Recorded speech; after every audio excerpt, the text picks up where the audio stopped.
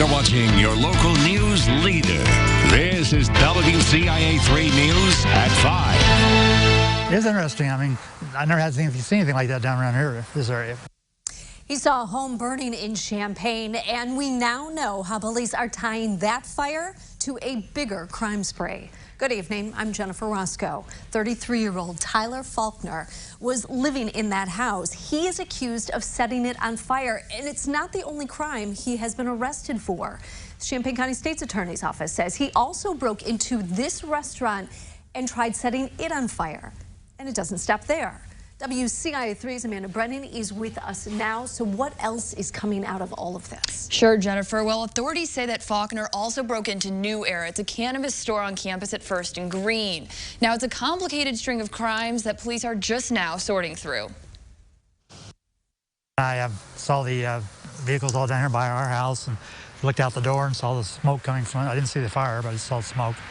Michael Myers lives in Champaign, just down the street from where Tyler Faulkner was living. Wednesday morning around 4:45, firefighters found Faulkner outside of the burning home on South Duncan. The state's attorney's office says while investigating, a dog trained to sniff substances found accelerants in 2 places within the rubble. Investigators also found spilled gas on the back porch. Faulkner told police he was getting ready for bed when the fire started in the ceiling. I just saw him when I walked by the house, that's all. I didn't even know the name.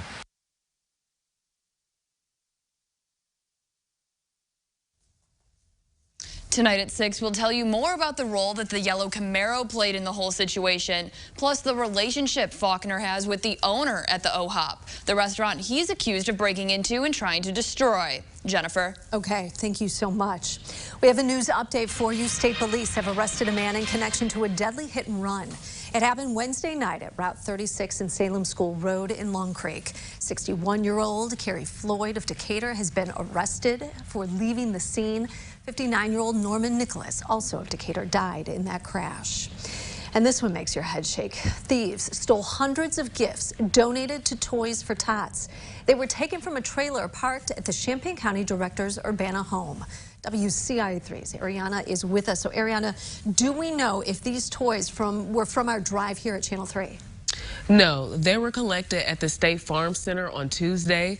The director, Cesar Perez, says it wasn't the first time that he parked his trailer at home, but it was the only time that he had forgotten to lock it. He made the discovery this morning. This trailer was full the last time he checked, but crooks took 90% of the bikes and boxes of toys. The ex-Marine is taking full responsibility for leaving it unlocked, but he's adamantly searching for those who took his oversight as an invitation. Perez is guilty, heartbroken, and angry. We're going to replace those toys. That's not a problem. The problem is finding those scumbags that took toys from kids, and they stole from me. They're going to have one ticked off Marine until they get found and brought to justice. Perez reported the theft to police with intent to press charges. The stolen items were meant to be given away at the Salvation Army's Christmas toy shop. I talk more with Perez about how he plans to recover from this minor setback in the 6th. Jennifer, back to you. All right, Ariana, thank you so much. It is the holiday season. That means more drivers, more parties, and sometimes more bad choices. Police and IDOT are warning people about driving impaired. WCIA 3's Theodora Coulivaris is live in our Capitol newsroom. Theodora, this is a year-round concern, but it's something they focus on even more around the holidays. Jennifer, they're cautioning people who may plan to drink in the coming weeks to stay off the roads. IDOT's Impaired Driving Program Coordinator says this time of year there's an increase in car crashes.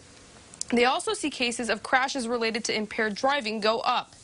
But the campaign isn't only focused on drunk driving, but also driving under the influence of drugs like marijuana. I want to get the message out during this time of year when we know more people are out there. Not to drink and drive, not to use marijuana, and get behind the wheel. IDOT wants you to use rideshare services or make sure you have a designated driver to avoid any dangerous situations.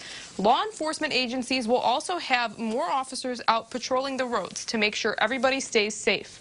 Reporting live in Springfield, I'm Theodora Coulivaris, WCIA 3, your local news leader. That's the most important thing. All right, Theodora, thank you.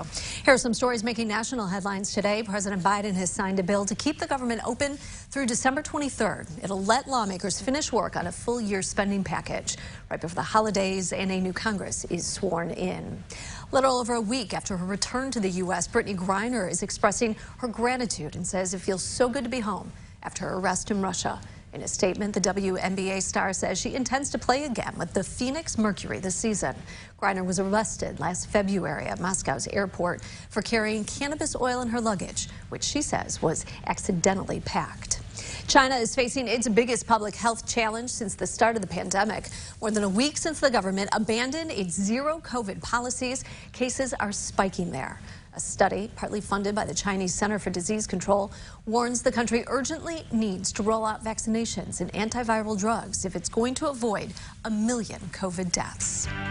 Just in time for holiday travel, where you can get cheaper gas in just the next hour. And it's a way to give thanks for good service. Who and how much you should be tipping.